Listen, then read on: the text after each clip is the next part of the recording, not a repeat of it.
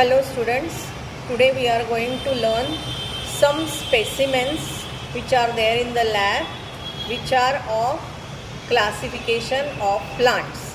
Now I am going to show you certain specimens. You can see this is a specimen of Alga sargassum. It is little bit blur, but you can see plant body inside leaf-like structures are there.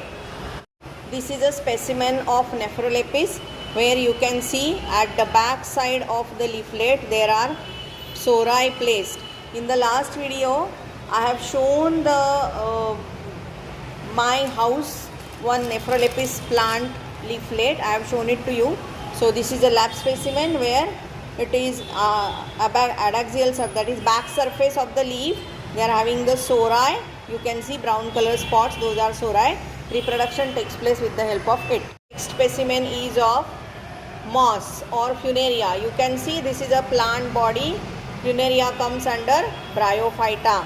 Now you can see plant body and raised structure, and at the top of it, which is having the capsule, which is like this way. The capsule is present at the top. You can see this. This is usually present in the fish tanks and at other places also.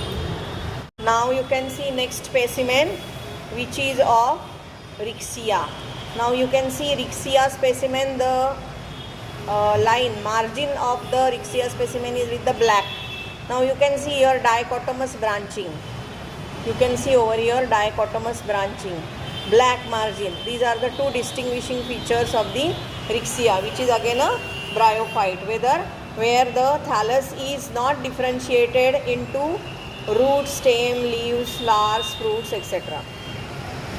Now see the specimen of another bryophyte, that is called as Anthoceros. You can see these reproductive structures which are raised like a thread-like structure, which are raised out of it are the reproductive structures, and this is a thalloid body of the Anthoceros. Okay, so this is again a bryophyte, which is an amphibious plant. Another bryophyte, that is Markensia, where you can see a capsule, flower-like thing at the top, which is a capsule. The reproduction takes place with the help of this capsule. The plant body is like this. Rhizoid-like structures are little bit seen from the downside of the specimen. So this is a Markensia specimen. Again, it is a bryophyte, which is at the top showing, at the top it is showing cap-like structure, which is a reproductive structure.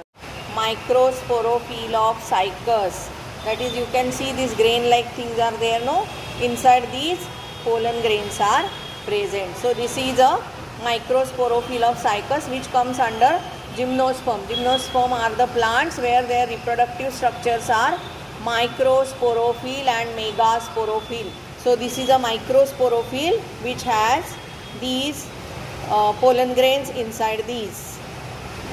Now you can see over here megasporophyll of Cycas.